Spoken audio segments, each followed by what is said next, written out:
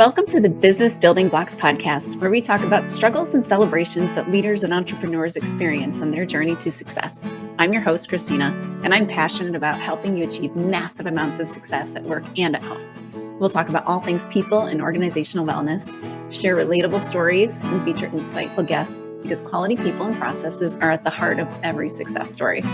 Ready to learn, grow, and have fun? Let's dive in.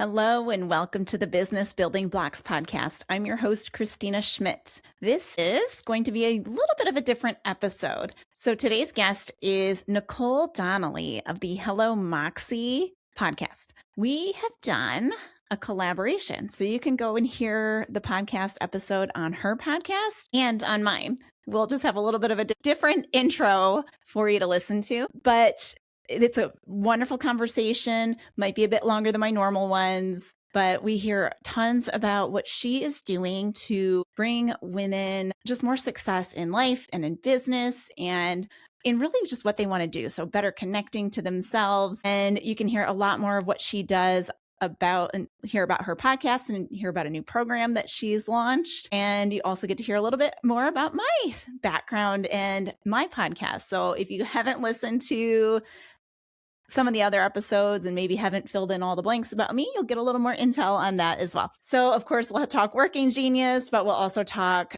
some of the courses that Nicole is doing as well. So I hope you enjoyed the episode and also pop on over and listen to Nicole's podcast, Hello Moxie. So we'll jump right in. Hello and welcome. This is a very special joint episode today, which is so much fun. This is the second time I've had the chance to do this, and it's really rewarding to be able to do a collab like this. And I'm very excited that we're doing a joint collab between Hello Moxie and Business Building Blocks, which is hosted by the amazing Kristina Schmitt. And Kristina and I are so excited to dive into all things leadership and Moxie and all of the fun work that goes into building amazing teams that are highly performing. So Kristina, welcome to the joint Moxie Business Building Blocks show. How are you? I'm great. Thanks for having me, Nicole.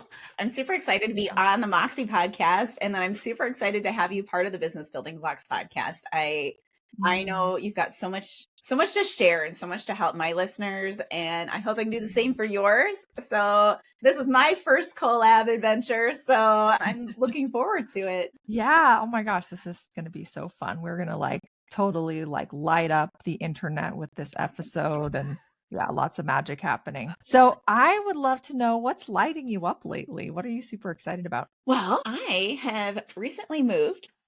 I moved countries. So I came from Canada over to the US. So I think what's lighting me up is just number one, seeing my boys just flourish where they are. But number two, just reestablishing community, creating a space here for my business to now flourish in this new local space that I'm at, as well as, all the things getting me excited, just, my virtual business as well. I love that. So what do you notice is what have you most been surprised by in this move to an entirely new country? What most surprised you most?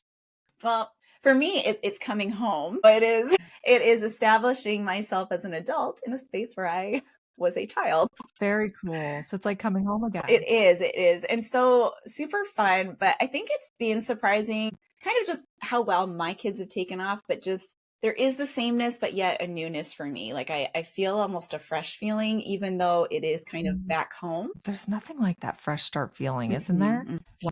It's amazing. Sometimes when we look at sometimes change, I feel like from my experience, when you first are facing up against change, there's a lot of resistance to it, and which is natural. It's human nature for us to resist change, and we're kind of I don't know, this is so different. But then it's like this interesting dance where the more I kind of lean into the change, the more I shift from just this fear into this just pure childish delight at all of the opportunities that come with doing something for the very first time.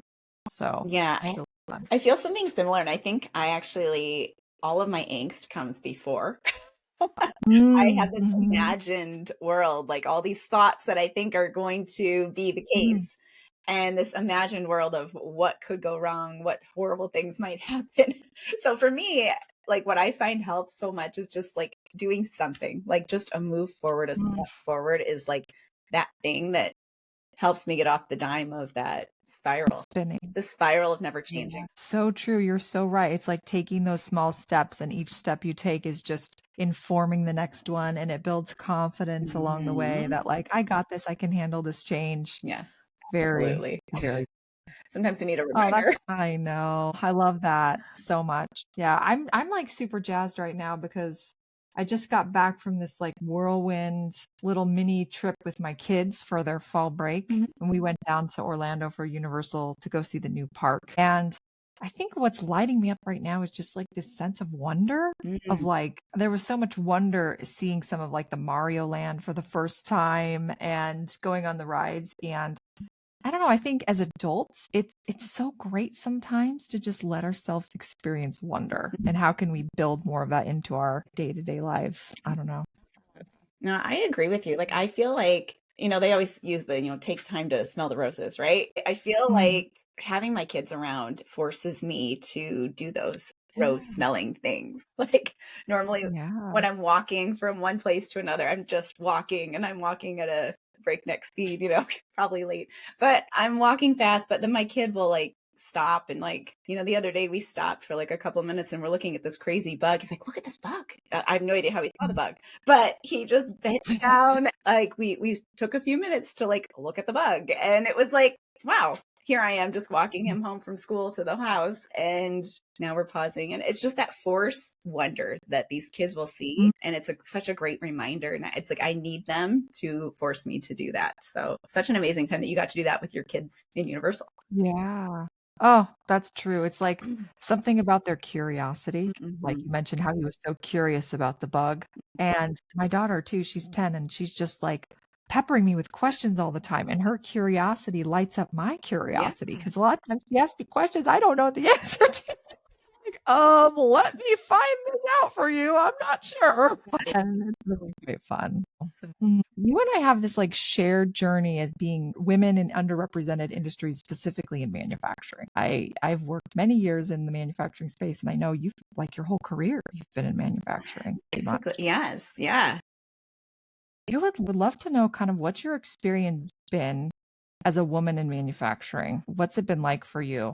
Highs, lows, loves, challenges. Tell us about So it. sometimes I think I'm not officially in manufacturing anymore, which is kind of wonderful, kind of, not as wonderful, because I loved it. I did like it. I loved machines and watching things work and seeing how things are made. And so that part was exciting to me. My background being engineering, there was something that got me into that from the get-go. But a lot of times I would forget that I was the only female until there was random times it became extremely obvious, like when I'm in a room with a bunch of, I was in my 20s as a leader and I'm very short in stature. Me and a bunch of middle-aged, very tall men, and you realize you're at their elbow level, and you're like, okay, there is a level of intimidation that you feel when there's that giant people around you sort of feeling. And sometimes I know I would let that overcome me. So I think that there was like some greatness that sometimes I felt like this like mighty little person, and other times I'd feel like this meek little mouse that wasn't so mighty anymore when I would let like those sorts of things kind of get in my head. So there's definitely like a love-hate for it. So coming out of it, I see that I allowed that like feeling of mighty to kind of become my identity. And I think that was actually very bad for me. And I think it was bad for me to feel that stature, that role made me feel mighty, not just feeling mighty within myself. And so it allowed those ebbs and flows to hit harder, when those tall, intimidating men would make me feel intimidated. Like it felt like it made it hurt more because my identity was not me. It was the role I was. It was, and so I think I like digging in deeper into my own identity, who I am, that helped me so much more than trying to identify myself in that role. So I think sometimes stepping out of manufacturing helped me feel more mighty, even though I felt mighty in that space. Well, that's so interesting. So how did you come to realize this? Because you were very clear that like your identity was tied up in this role, right? Like you had this role that you felt like you needed to perform maybe in that space. When did it become clear to you that you were playing this part and that your identity was kind of wrapped up in it? Like, what was that journey like for you to kind of like recognizing that Mhm. maybe and tethering from it? So it was really a journey of faith for me. So I grew up Catholic and, kind of did the things and then steered very far from it. And just in those kind of formative, like starting out as an adult time frame. But there was somewhere in there, I think it was right before I got married. So I was a late bloomer in that respect. But right before I got married, I was like, oh, I want to get married in the church. I'm going to dig deeper in. So I started digging deeper in. Then when I had my first child, I was like, I don't want him to take the long way around. So I started getting more because I knew I had to do better. I had to learn how to Mm, do it if I wanted to teach him how to do it, because it's not really fair to expect yeah. something that you're not willing to do. So I knew I had to dig deeper. So I was in on these groups and these studies, and we started talking about identity. Everyone's like, you're a child of God and you're this. I'm like, I feel very proud of myself because I'm a plant manager. That's all I feel. And it was like, oh gosh. And it took so long to like unwrap that for myself. And I still sometimes feel like even as like now I'm wrapped myself into I'm a business owner. So I still try to latch on to that thing that is there.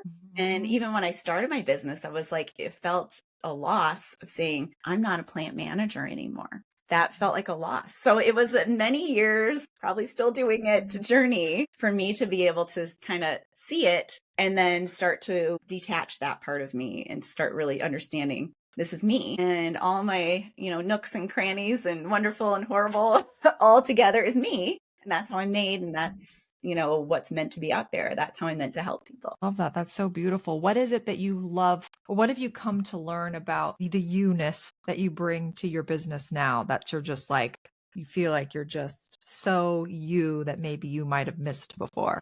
Well, I think I like the big part is like this energy and like lightness that I bring, where I literally had a boss tell me, you might be like too light and too fun and having, too much, like all this stuff I was too much of, like too nice, too helpful, too. And I was like, so all being able to kind of say, like, that's me and that need to help and that need to be energetic and bring a lightness to a very hard situation. Like that is what makes me good at what I do, not the detriment. It felt like. So the weaknesses, I guess you could say, that really like are really now my strengths, are really what I'm meant to be using in life. Oh, I love this so much. I think the challenge is like I just wrote about this on LinkedIn is that when you're in a space where your natural gifts maybe aren't as prevalent or aren't as common, um, and in your case, like your natural gift for positivity and for leading with heart, maybe those weren't things that were as common or as prevalent, which is what people are used to in that setting, right? They're used to someone who's a little bit more analytical, a little bit more logical, more hard nosed. That's kind of like that's traditionally, right? Yes. How the manufacturing space works. And so Mhm. when someone comes in and kind of like brings this different kind of energy, it can feel disorienting for other people and for you too, because you're like, how do I fit in with all of this? I'm like, I felt like that myself too. Like I very much felt like I was like, I've always been very conceptual, very positive, very like visionary, always like anytime I'm working with a manufacturing client, I was always come in and be like, look at all these things we can do. Look at how we can build this and how we can change this and we can improve this and I can see it. Yes, I And would it have would loved take, you. oh my gosh.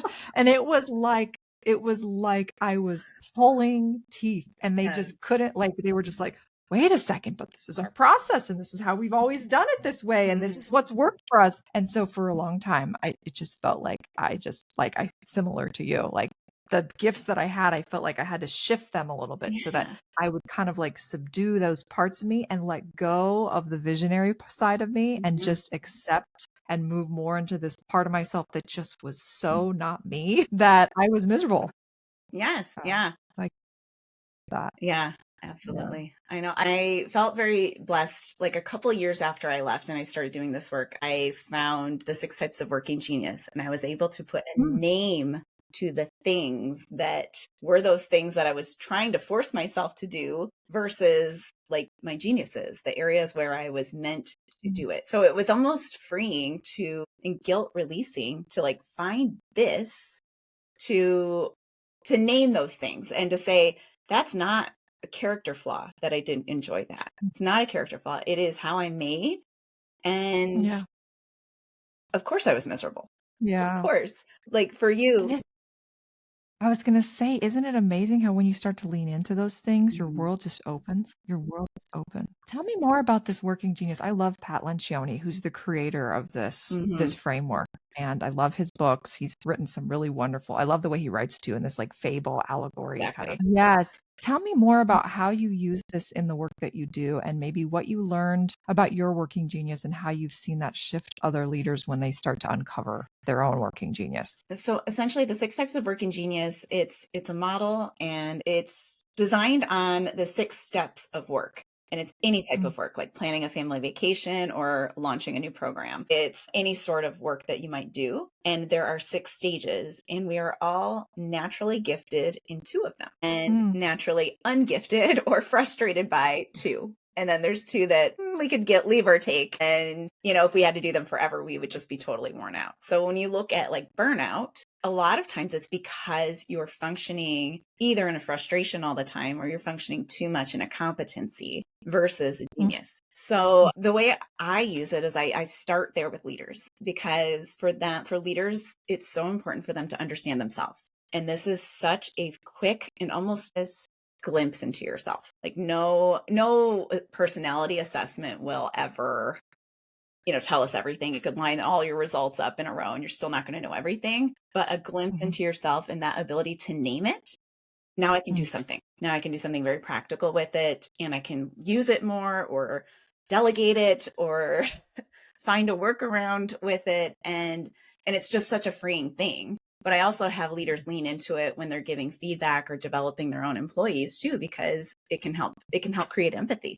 When you're super frustrated because somebody can't get their assignments in on time, and then you realize they're lacking, like they're very low in tenacity, that is a challenge, and it will always be a challenge for them. And when you can help them with that and say, okay, I know this is hard. How can we make it work for you? How can we partner with you? How can I check in with you more? How can we sandwich your tasks together so you're not so frustrated with it? Like, what do we need to do? And you can put solutions in place, because now you're not thinking it's a character flaw. So yeah, I love this so much. And also too, like then you start to think about, okay, well, what are their areas of genius and how can I potentially position them to be doing more of those things? exactly. Which is beautiful. So similar to this framework, I love Strengths Finder. And it's like one of the core parts of the Moxie method. Our stage 2 is all about, we call it the spark. And it's all about curiosity and leaning into your strengths, uncovering what your strengths are and leaning into like, what are you naturally curious about? Where do you find that you get what lights you up? And through that journey, like the self-awareness is so important, because like the more you start to learn about yourself, become aware of the things that you really love, and just really start to lean into those and let go of those areas where you feel like you're hanging on to because you're like, feel this pressure, like I've got to be good at this thing. Yes. Right? Yes. I'm not good at it, but I feel like I've got to be good at it. Why not just let that go and just lean into what you're really good at and find ways to manage around that, like build a team to support you in the areas where you're weak, for example. And it can be, so I love it because it's incredibly empowering. Because if you recognize, I interviewed this lovely woman on the podcast who uses Strengths Finder too. And one of the things she shared that I think is so spot on is that like these, like the working genius and these strengths, they're innate. Like they're just part of who you are. So you're not going to lose them. It's not like a skill that you will lose if you don't practice it. And because it's an innate ability or an innate genius that you have, you're not going to lose it. And I think that knowledge builds confidence, because you're like, this is just who I am. And so if I show up more this way, there's no pressure. I could just, you know what I mean? Absolutely. Yes. It's very empowering. Absolutely it is. In terms of, this might appeal to all the manufacturers that listen, it's so much more productive too. When everyone can function in those top strengths or those top geniuses, they're more productive and they're happier and they're empowered, to use a buzzword here. They're empowered, but they want to do it and they want to do well, and they're very capable of doing well. And if you're looking for efficiencies in the workplace, getting people operating in those top strengths and top geniuses, that's where it's at. And that's where they're so beneficial. I love it. So wonderful transition. I would love to hear more about the Moxie method. So can you tell us a bit about the Moxie method? Yeah, so this is through my own lived experience, but it's also backed in neuroscience. And so this method came through my own experience dealing with burnout.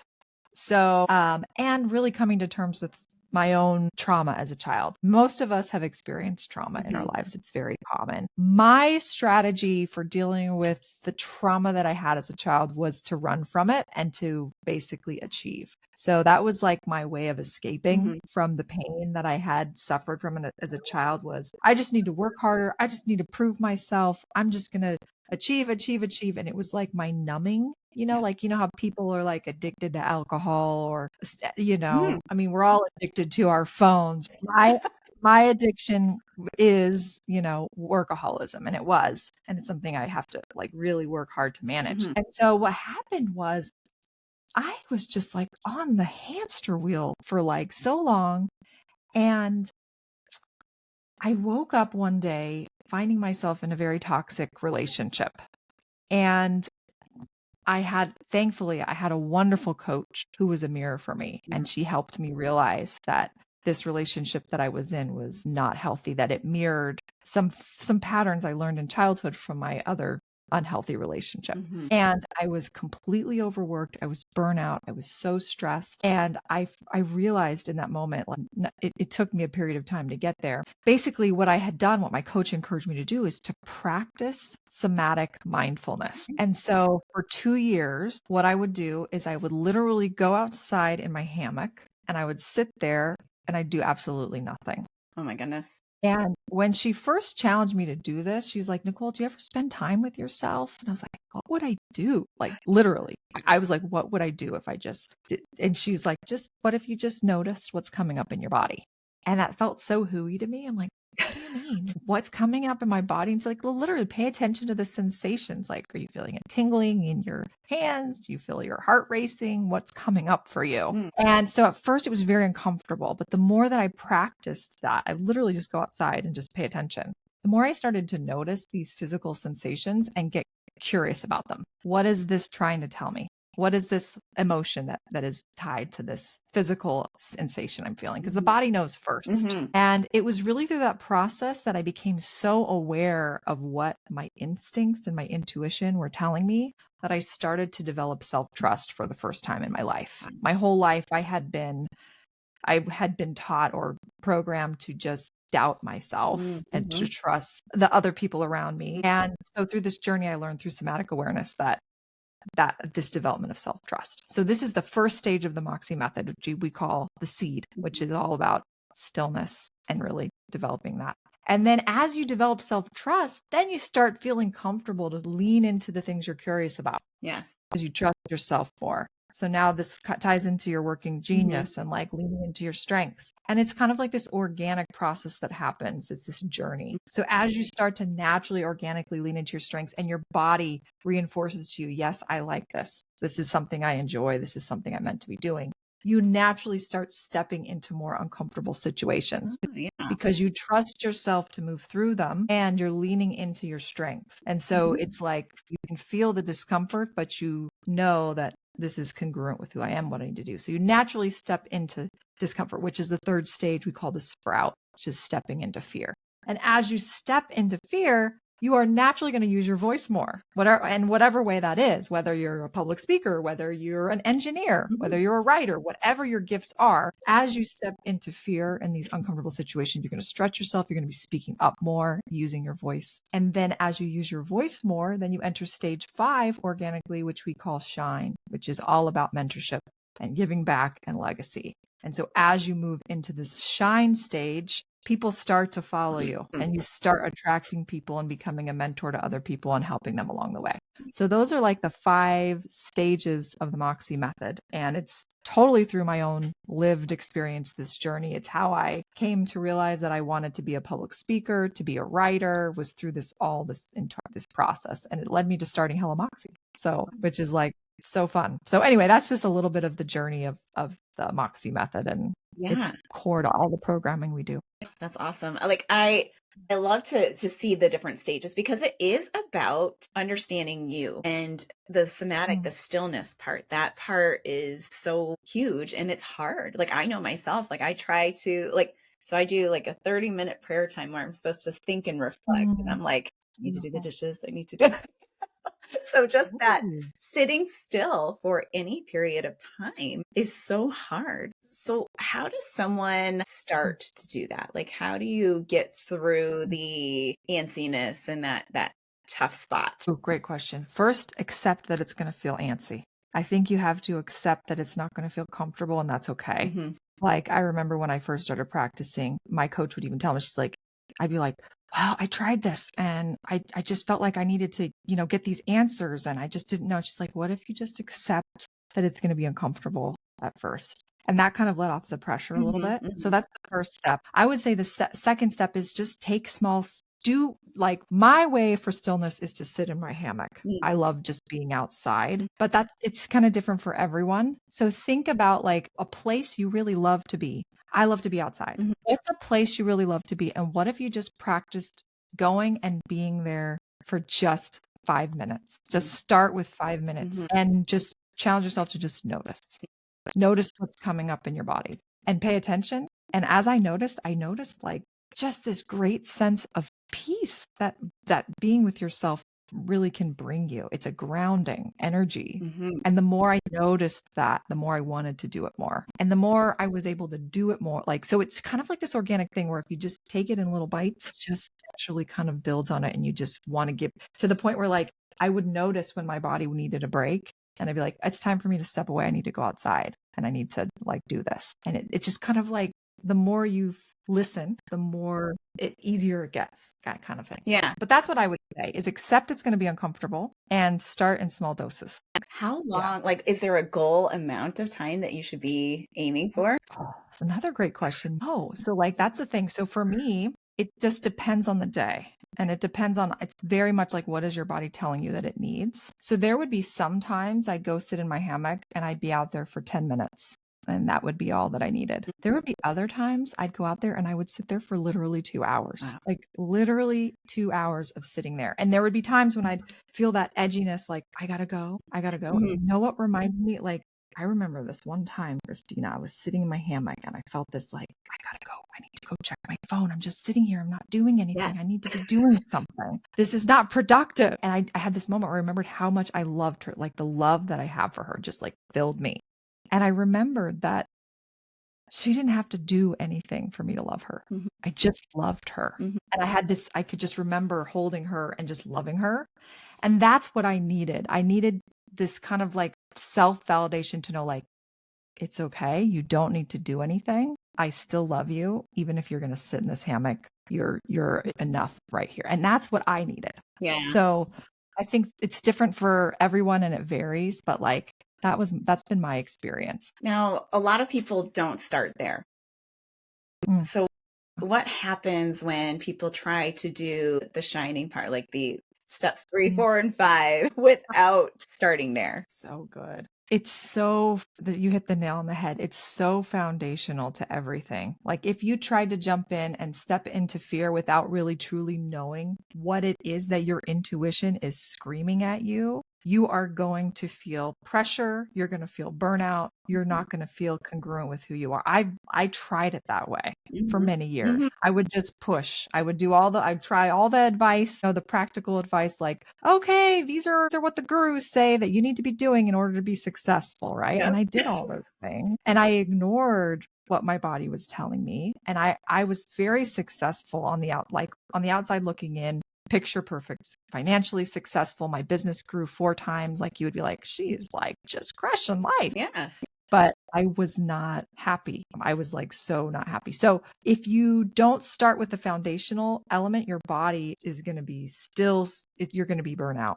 Which means how's that going to show up? For me, it showed up as constantly feeling overwhelmed, constantly feeling like I needed to manage everyone else's feelings and emotions around me instead of my own, getting really, really anxious about work all the time, feeling like every time I'd shut my computer, I'd be on edge. So it's like these bodily feelings like my heart would be racing. I'd be feeling on edge. I'd be ruminating. I'd be anxious. And so now what happens is, because I know myself more, I mean, I'm not perfect at it, obviously. It's not like I don't ever feel anxious, right? But now if I feel anxious, instead of leaning into, okay, I need to do more, then I know I need to step back and slow down. So now it's like I can listen to these signals that I was ignoring for so long and pay attention to them before it gets to this point of like overwhelming stress and burnout, if that makes sense. Yeah, totally. And you do start to recognize, like, I know for myself, I start recognizing stress things in myself. Like, I actually get very clumsy when I'm stressed. I start dropping things. And then typically before I noticed it, it would escalate my frustration. So, and then I would get more stressed and more anxious. And now that like I recognize it, I can say and laugh and just say, it's just that. And it's amazing how that awareness level and that being able to catch yourself before you go over the edge is so helpful. Totally.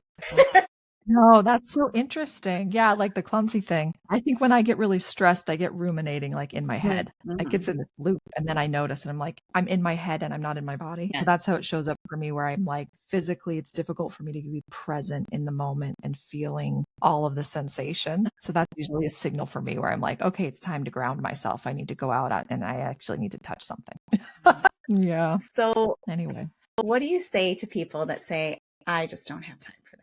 I'm in manufacturing. The world doesn't stop. I can't turn my phone off and I can't play. I would challenge anyone to look at their screen time on their phone. Look at your screen time on your phone. And if I would bet my bottom dollar that most people listening spend at least 1 hour scrolling on their phones every day. At least. Easily. 1 hour. What if you just took 5 minutes of that 1 hour scroll time? That's like truly, that's just start with 5 minutes. Yes. And notice how you feel when you take that 5 minutes after you're done versus how you feel after you've scrolled for 5 minutes. Notice the difference. There is a difference. I could see that. Yeah, definitely. Definitely a quiet, just more relaxing. It's like when you turn have you ever, like if you cook with the fan on over the stove, when I finally turn that off and it's quiet. It's like, I didn't even notice the noise. It's quiet. And that's when you can really hear yourself, is in those quiet moments. Yeah. Like you can't, when you're distracted by all the noise, like you hit the nail on the head, Kristina. It's only when we get quiet that we can hear our internal wisdom. We can feel that connection with God or with, the higher, something bigger than ourselves. Yeah.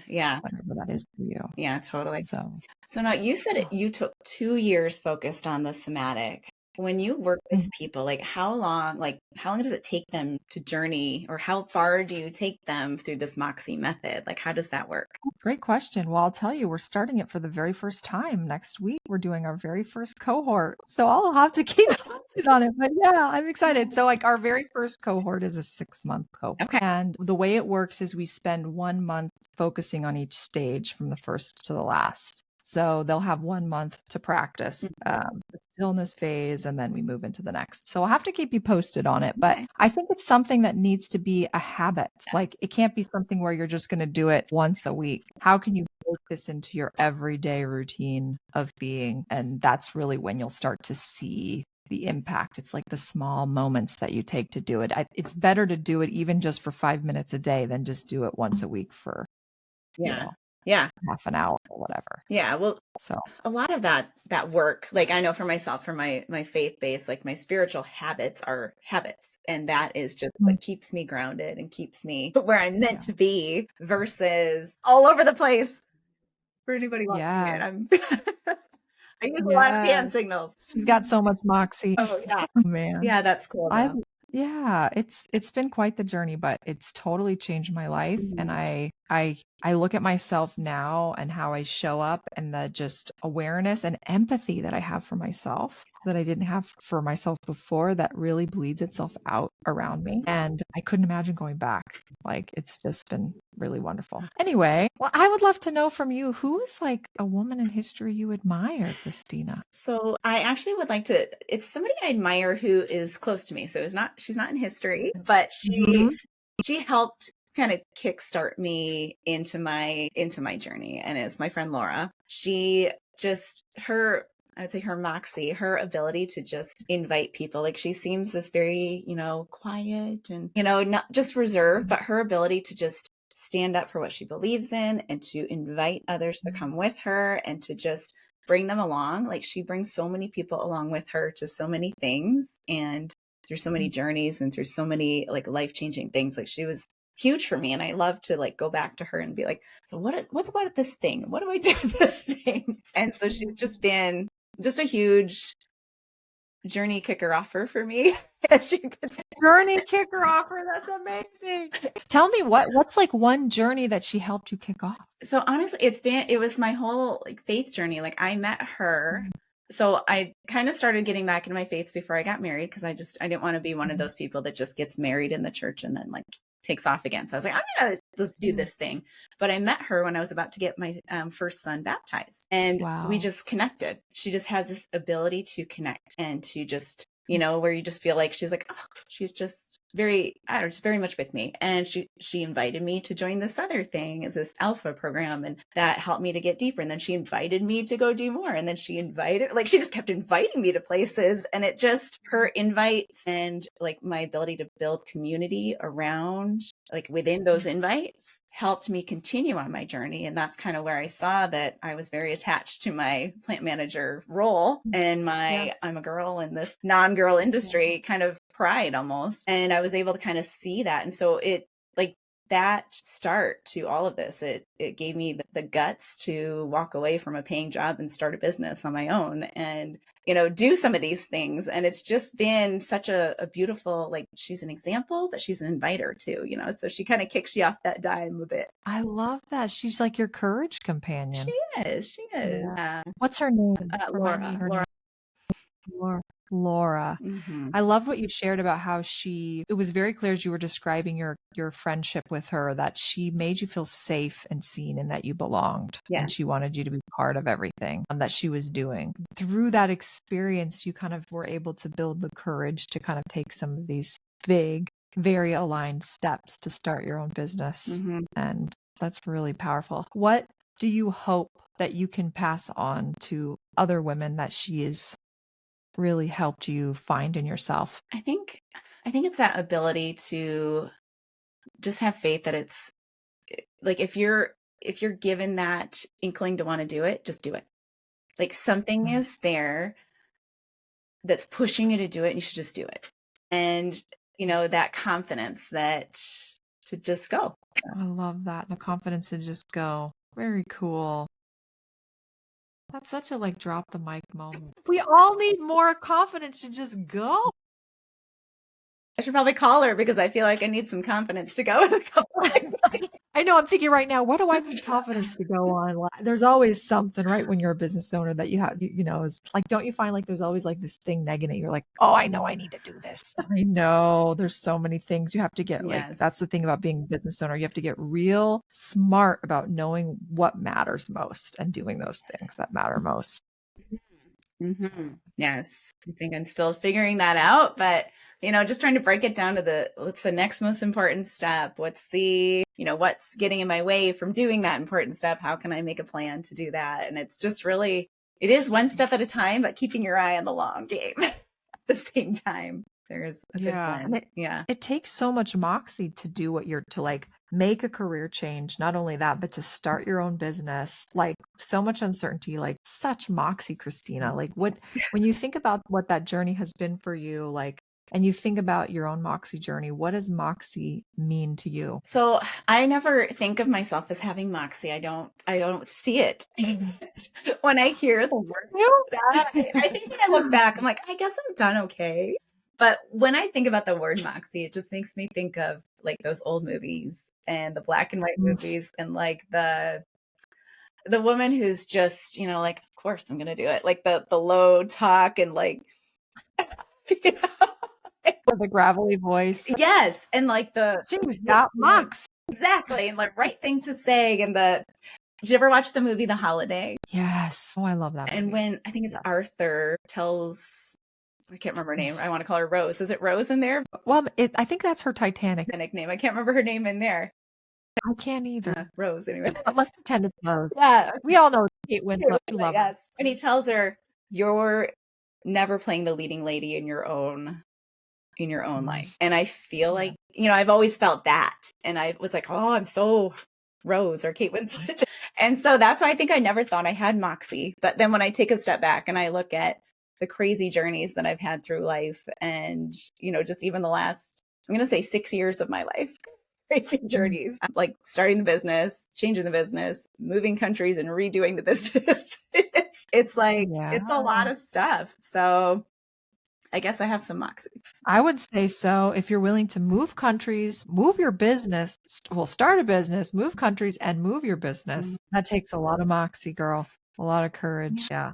A lot of grit. Cool. I'll be the leading lady in my life soon. You are I see. You are the leading lady. I love that line in that movie, though. That movie is such great writing. It's written by Nancy Meyer, who did a lot of these rom-coms back in the day.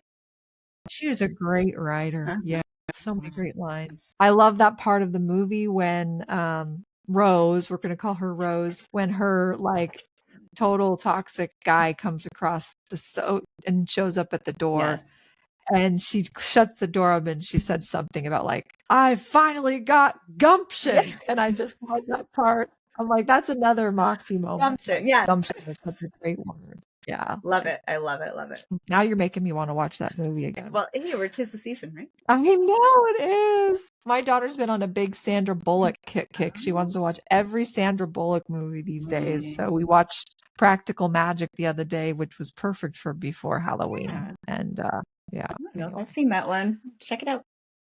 It's cute. Anyway, well, thank you for coming on, Kristina. It's been so great to do this joint episode. What should we leave our listeners with? What should we do? I don't know. Yeah, we should invite them. We can invite them to take the Working Genius. Yes. Let's definitely, if you're interested in seeing where your geniuses are and having a very simple and very practical way to just see where your God-given skills are, then take this. It's a 10-minute assessment, and you can find it on my website, which is Kristina Schmitt. KristinaSchmitt.ca, or you can go right to the Working Genius website, just workinggenius.com, and just grab it. Either place is the same. So. Yes. I think I took that during COVID, and I need to take it again. I need to refresh myself. Yeah. Yeah. Well, if you can find your results, they shouldn't change because they're innate. And yes. My guess is you have an I in there somewhere. Yeah. That sounds right. Yeah. Maybe right. What's an I? Invention. Yeah, that sounds about right. Maybe some galvanizing or discernment. I'm not sure which. Wow. I'm going to take it. I'm going to report back and see how good you are. ED. I'm ED if that is. You're an ED. Yeah, okay. Enablement and discernment. Oh, that sounds right for you. And I can't help myself. So have you taken the Enneagram or the Myers-Briggs or the DISC? I haven't done Enneagram, but I've done Myers-Briggs, DISC, StrengthsFinder, I've done all of those. What's your Myers-Briggs? FP. Me too! Well, no wonder we get along so well. We're twinners. That's so cool. So extroverted, intuition, feeling, and perceiving, right? Yeah. So cool. Yes. And so then what's your DISC? Your DISC must be like an I. It's an I. Yeah. I can never remember. It all kind of blends, but definitely the I is my upper one. And there's an SC kind of blend. Oh. Yeah. Yeah. Very cool. What about your StrengthsFinder? I never remember all of them, but I know there's connectedness. There's 4 of them in the people category, and then there's strategy. I only know the top 5, but it's a lot of relationship, I think, a relationship builder, and I can't remember the rest of them. That's okay. I put you on the spot. No, I know. I never remember them. That's my struggle. There's too many letters, too many words. What a delight. 2 NFPs on the same call. So much fluffy bunniness. Energy. I love it. Can you tell everybody about your Moxie course that's starting and how they can get involved? Okay. So our Moxie course starts, by the time this airs, it will have been long past, but we have ongoing live mentorship events that we have scheduled every other month that we promote on LinkedIn. And what we do is we bring in a panel of mentors who will come and basically take anonymous questions from listeners and give mentorship advice. Oh my goodness. So we had our first one last month and it was brilliant. Like the questions people came with were insane. So those are free events that you can just to get involved and learn, experience and get some free support. So those are happening every other month. You can find me on LinkedIn to learn more about those. Excellent. And we have our own community too. And we've got lots coming up, lots in the motions. We've got a 15-day challenge course. That's also something you can get access to. That's our 15-day Moxie challenge where you can get a taste for what I just walked through today and you can practice. Amazing. So many ways to get your Moxie going. Right. Yes. Very cool. Well, this has been so fun. It has been. I can't wait. And for our listeners, definitely try to check out The Working Genius and connect with Kristina. And thank you for having me on your show, Kristina. This has been such a joy. And thank you for having me on yours. It's been so much fun. Yes. And until next time, keep building those business blocks and say hello, Moxie. Thanks for tuning in to the Business Building Blocks podcast. If you enjoyed this episode, make sure to subscribe so you don't miss what's next. If you found value in our conversation, please leave a quick review, like, or share. It helps us reach more amazing listeners like you. For more resources and insights, visit KristinaSchmitt.ca, where you can find tools and support to empower your leadership journey. Thanks again for listening, and we'll see you in the next episode.